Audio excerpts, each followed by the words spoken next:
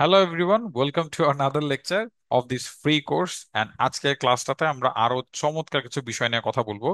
এইটা আমার মনে হয় যে কম বেশি সিনিয়র জুনিয়র সবাই ফেস করে থাকে, এবং এই জিনিসটা এতটা ইম্পর্টেন্ট যে আপনি যদি আসলে যে কোনো ইন্টারভিউতে আপনার সিভি যতই ভালো থাকুক, আপনার প্রিভিয়াস এক্সপিরিয়েন্স গুলো যতই ভালো থাকুক, যদি ইন্টারভিউতে আপনি কমন মিস্টেক গুলো করেন, তাহলে আসলে আপনার ইন্টারভিউ থেকে ভালো একটা জব বা ভালো একটা সুযোগ পাওয়ার পসিবিলিটি অনেক বেশি কমে যাবে। অ্যান্ড এইটা আমি প্রচুর পরিমাণে ইন্টারভিউতে বসি, কালকেও বেশ কিছু ইন্টারভিউতে বসেছি, লাস্ট উইকেও বসেছি। আমরা অনেক সময় ইন্টারভিউ বোর্ডে বসতে হয়, অ্যান্ড আমি প্রায় সময় দেখি স্টুডেন্টরা এই কমন মিস্টেক গুলো করে থাকে। সো কমন মিস্টেকের মধ্যে নাম্বার ওয়ান কি, সেটা হচ্ছে আপনি যদি প্রপারলি আসলে তৈরি হয়ে না আসেন। তৈরি হয়ে না আসাতেই যেটা বোঝাচ্ছে যে আপনার কথাবার্তা আচার আচরণ দেখেই মনে হচ্ছে যে আপনি আসলে এক নাগারে বিডি জবসে বসে বা অন্য কোথাও বসে 100 200 বা 500 জবে আপনি অ্যাপ্লাই করছেন। কোন জবে কেন অ্যাপ্লাই করছেন, কোন জবে আসলে কি নিয়ে লেখা ছিল, জব ডেসক্রিপশন কি লেখা ছিল, কোনো কিছুই আপনার মনে নাই। সবকিছুই আপনার মাথার উপর দিয়ে যাচ্ছে।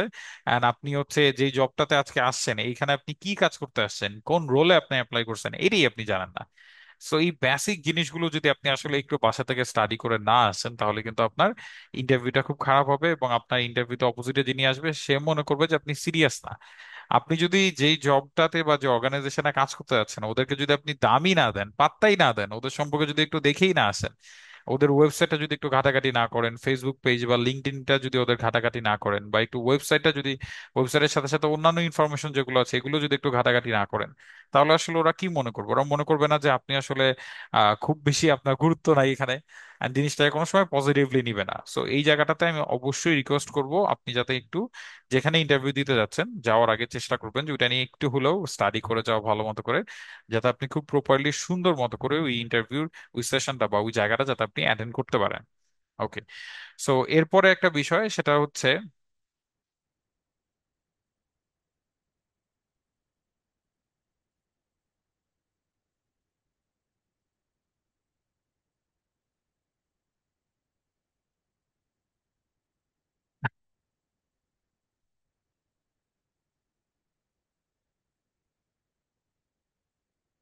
ওই কোম্পানি সম্পর্কে না জানা, যেটা আমি একটু আগে বলছিলাম, যে ধরেন আপনি অর্গানাইজেশনটা সম্পর্কে খুব বেশি কিছু জানেন না, অর্গানাইজেশনটা সম্পর্কে আপনার খুব বেশি কিছু ইনফরমেশন নাই। আর এই জিনিসটা বলতে গেলে আরেকটা জিনিস চলে আসে, সেটা হচ্ছে আমি প্রায় সময় ইন্টারভিউতে দেখি স্টুডেন্টরা যে ভুলটা করে, সেটা হচ্ছে তারা আসলে এর আগে যে জবটা করে আসে সেই অর্গানাইজেশনটা সম্পর্কে কিছু নেগেটিভ কথাবার্তা বলে। এইটা আসলে খুব খারাপ একটা জিনিস, এইটা কোনো সময় করবেন না। কারণ বাঙালি তো একটা জিনিস সবসময় বলে যে এক হাতে কোনো সময় তালি বাজে না। সো হতেই পারে যে আপনি আগে যে জবটা করেছেন সেখানে হয়তো বা অনেক ধরনের প্রবলেম ছিল, আপনাকে হয়তো বা তারা ওইভাবে সাপোর্ট করছিল না, আপনি অনেক ধরনের প্রবলেমেটিক সিচুয়েশন ফেস করছিলেন যার কারণে আপনাকে বের হয়ে আসতে হয়েছে। ইটস টোটালি ফাইন, বাট ওই অর্গানাইজেশনটার সাথে আপনি একটা ভালো সম্পর্ক, সুসম্পর্ক কিভাবে রাখা যায়, ভালো রিলেশন, গুড রিলেশন কিভাবে রাখা যায় সেটা চেষ্টা করেন। এবং আরো বেশি ইম্পর্টেন্ট হচ্ছে ইন্টারভিউতে কোনো সময় ওই অর্গানাইজেশন সম্পর্কে নেগেটিভ কোনো কিছু বলবেন না। কারণ জিনিসটা হবে কি যে আহ, যখন আপনি একটা নেগেটিভ জিনিস বলেন, ধরেন আমি ইন্টারভিউটা নিচ্ছি, আপনি যখনই আমার কাছে এসে আপনার প্রিভিয়াস অর্গানাইজেশন সম্পর্কে কোনো নেগেটিভ কথা বলছেন, আমার ইনস্ট্যান্টলি আপনার সম্পর্কে একটা নেগেটিভ ধারণা চলে আসে। আমার মনে হয় যে আপনিও হয়তোবা খারাপ কিছু করছিলেন যার কারণে আপনাকে হয়তোবা বের করে দিচ্ছে। আপনি যে চলে আসছেন বিষয়টা হয়তোবা সত্যি না। সো এই ধরনের অনেক সিচুয়েশন হতে পারে। সো কোনো সময় ওই অর্গানাইজেশন সম্পর্কে নেগেটিভ কোনো কিছু বলবেন না। আচ্ছা, এরপরে হচ্ছে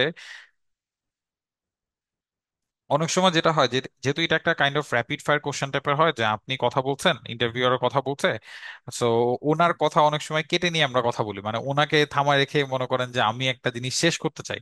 দেখেন, ওইখানে আপনার সবচেয়ে বেশি প্রায়োরিটি দেওয়া উচিত ইন্টারভিউয়ার যিনি আছেন, যিনি আপনাকে প্রশ্ন করছেন, ওনার প্রশ্ন উত্তরগুলো আপনি করবেন, উনি যেভাবে আপনাকে প্রশ্ন আস করছে ওইটার উত্তর আপনি করবেন। যদি কোথাও মনে হয় যে আপনি কথা বলতে বলতে উনি আরেকটা প্রশ্ন করে গিয়েছে, সাথে সাথে স্টপ হয়ে ওনার প্রশ্নটা শুনতে হবে, মনোযোগ সহকারে শুনে দেন ওইটা অ্যান্সার করার চেষ্টা করতে হবে। কোনো সময় এটা করা যাবে না যে তাড়াতাড়ি করে আপনি মনে করেন যে নিজের মন মতো কথা বলার জন্য তার কথা বলার মাঝখান দিয়ে আপনি কথা বলতেছেন। এইটা কোনো সময় ভালো কোনো কিছু হবে না। সো ওনারকে খুব সুন্দরভাবে নম্র ভদ্রভাবে বসে প্রফেশনালিজম, দেন হচ্ছে গিয়ে যে ফর্মালি ওই জায়গাটা একটু ডিসকাশন করা, এবং খুব বেশি কমফোর্টেবল থাকা, কনফিডেন্ট থাকা, যে আপনি যত যত বেশি কনফিডেন্ট থাকবেন আপনার ইন্টারভিউটা তত বেশি ভালো হবে। আরেকটা ইম্পর্টেন্ট বিষয় হচ্ছে অনেক সময় আমরা ইন্টারভিউ দিতে যাই, বাট আমরা দেখা যায় যে ইন্টারভিউয়ার আমাদেরকে কি প্রশ্ন করছে সেই প্রশ্নই আমরা শুনি না। প্রশ্ন না শুনে আমরা নিজের মন মতো করে উত্তর দিয়ে আসি। এই জিনিসটা তো কোনো সময় পজিটিভলি ওনারা দেখবে না। সো চেষ্টা করবেন যে ওনাদের প্রশ্নটা শুনে মনোযোগ সহকারে তারপর উত্তরটা দেওয়ার জন্য। এবং হয় কি আসলে আপনার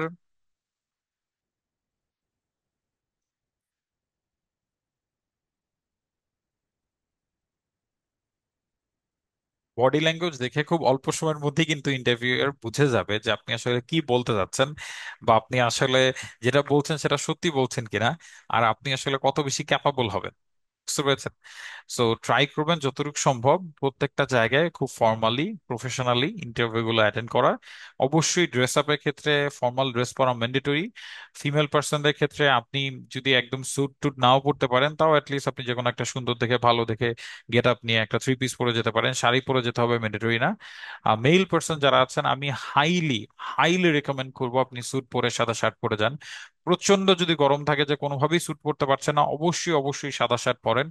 সাদা শার্টও যদি প্রবলেম থাকে যে ওইদিন ময়লা হয়ে আছে বা দাগ লেগে আছে, কারণ বাসায় সবারই একটা সাদা শার্ট থাকে, তাহলে অ্যাটলিস্ট ট্রাই করেন একটা ফর্মাল শার্ট করতে, এবং অবশ্যই ইন করবেন, ফর্মাল শার্ট পরে ইন করে একটা ফর্মাল জুতা পরে তারপর যাবেন। এই বেসিক জিনিসগুলো আমরা অনেক সময় মেনটেন করি না, আর দেখা যায় আমাদের ইন্টারভিউটা যেভাবে আমরা চাচ্ছি সেভাবে সবসময় হয় না।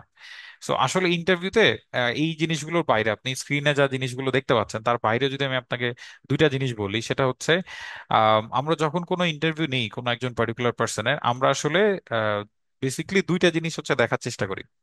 একটা অনেক বড় একটা ইম্পর্টেন্ট বিষয় হচ্ছে how you take any how you take the rejection.